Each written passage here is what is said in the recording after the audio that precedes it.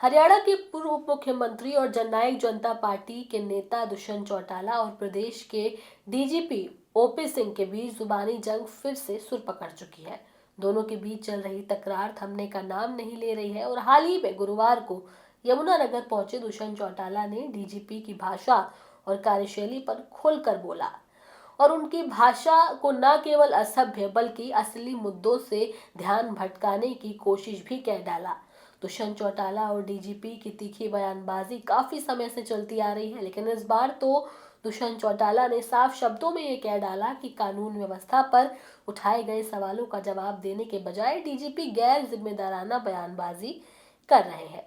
क्या है पूरा मामला, दुष्यंत चौटाला ने डीजीपी पर किस तरह के आरोप लगाए, चलिए बताते हैं विस्तार से अपनी इस रिपोर्ट में। दरअसल ये विवाद डीजीपी ओपी सिंह के उस पुराने बयान से जुड़ा है जिसमें उन्होंने थार और बुलेट जैसी गाड़ियों को गुंडों की सवारी बताया था। इसी बयान को लेकर दुष्यंत चौटाला ने एक बार फिर पलटवार किया। उन्होंने कहा कि ये भाषा किसी भी संवैधानिक पद पर बैठे अधिकारी को शोभा नहीं देती।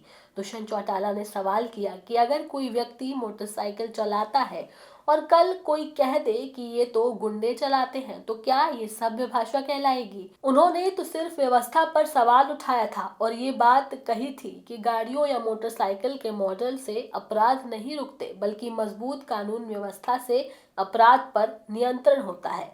दुष्यंत चौटाला ने प्रदेश की बिगड़ती कानून व्यवस्था पर चिंता जताते हुए हाल की घटनाओं का जिक्र किया। उन्होंने रोहतक की महर्षि दयानंद यूनिवर्सिटी का उदाहरण देते हुए कहा कि वहां एक स्कॉर्पियो गाड़ी को युवकों के ऊपर चढ़ा दिया गया। वहीं सिरसा में एक 4 साल की बच्ची का अपहरण कर उसकी निर्मम हत्या कर दी गई। उन्होंने सवाल किया कि ऐसी घटनाओं के बाद सरकार और पुलिस व्यवस्था पर कैसे संतोष जताया जा सकता है। दुष्यंत चौटाला ने कहा कि जब प्रदेश में इस तरह की घटनाएं हो रही हैं तो ये सवाल उठना लाजमी है कि कानून व्यवस्था आखिर कहाँ है। पूर्व मुख्यमंत्री ने डीजीपी को सीधे तौर पर चुनौती देते हुए कहा कि कानून के मुखिया का काम व्यवस्था को दुरुस्त करना है, न कि ऐसी बयानबाजी करना जिससे असली मुद्दों से ध्यान हटे। उन्होंने उत्तर प्रदेश पुलिस का उदाहरण देते हुए कहा कि वहां एक ही दिन में 14 जिलों में 10 एनकाउंटर हुए। ये सवाल भी किया कि हरियाणा में ऐसा क्यों नहीं हो सकता। उन्होंने कहा कि अगर पुलिस में दम है तो अपराधियों पर सख्त कार्रवाई करके दिखाए, केवल बयान देने से हालात नहीं सुधरेंगे।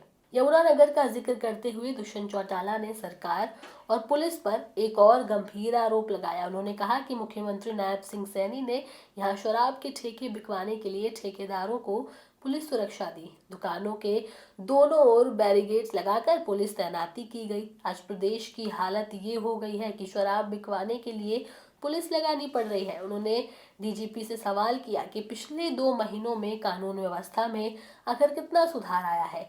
आज थार गाड़ी सबसे ज्यादा महिलाएं चलाती हैं। ऐसे में क्या उन्हें भी गुंडी कहा जाएगा? ज्यादातर अपराध छोटी गाड़ियों से होते हैं, न कि महंगी या बड़ी गाड़ियों से। इस बात की पुष्टि के लिए दुष्यंत चौटाला ने आरटीआई के तहत आवेदन किया है। दुष्यंत चौटाला ने कहा कि जैसे ही उन्हें इसका जवाब मिलेगा वो मीडिया के सामने आंकड़े रखेंगे और बताएंगे कि कितने अपराधों में थार या बुलेट का इस्तेमाल हुआ और कितने में छोटी गाड़ियां। यमुनानगर की जगाधरी धर्मशाला में आयोजित कार्यक्रम के दौरान दुष्यंत चौटाला ने पार्टी संगठन पर भी जोर दिया। उन्होंने कार्यकर्ताओं को निर्देश दिए कि 26 जनवरी से पहले पार्टी के 6 प्रकोष्ठों का संगठन हल्का स्तर तक पूरा किया। इस दौरान उन्होंने कहा कि हाल ही में हुई रैली के बाद कार्यकर्ताओं में नया जोश देखने को मिल रहा है। कई पुराने साथी जो दुष्प्रचार के कारण पार्टी से दूर हो गए थे अब वापस लौट आए हैं। उन्होंने भरोसा जताया कि जसपा प्रदेश में संगठन को मजबूत करेगी। इसके अलावा दुष्यंत चौटाला ने सरकार पर अन्य मुद्दों को लेकर भी निशाना साधा। उन्होंने मनरेगा योजना का नाम बदलने को व्यर्थ करार देते हुए कहा कि नाम बदलने से कुछ नहीं होता, जरूरी ये है कि लोगों को काम और रोजगार मिले। उन्होंने आरोप लगाया कि प्रदेश में रोजगार छीना जा रहा है और सरकारी खजाने से चोरी हो रही है, लेकिन मुख्यमंत्री नायब सिंह सैनी इन गंभीर मुद्दों को हंसकर टाल देते हैं। इस मौके पर जसपा प्रदेश अध्यक्ष ब्रिज शर्मा, राष्ट्रीय महासचिव राजकुमार सैनी, स्टेट कार्यकारिणी सदस्य ओपी लाठर, प्रभारी डॉक्टर जिला प्रधान इंतजार अली और मीडिया प्रभारी दमन सहित कई नेता और कार्यकर्ता मौजूद रहे। कुल मिलाकर दुष्यंत चौटाला ने यमुनानगर से एक बार फिर साफ संदेश दिया है कि वो डीजीपी की भाषा और सरकार की कार्यशैली पर चुप नहीं बैठेंगे। उनके और डीजीपी ओपी सिंह के बीच ये तकरार फिलहाल थमती नजर नहीं आ रही है। देखना ये खास होगा कि इन दोनों के बीच ये तकरार कब तक जारी रहती है और क्या इस राजनीतिक दबाव में आकर डीजीपी अपना बयान वापस लेंगे, ये तो आने वाला समय ही बताएगा।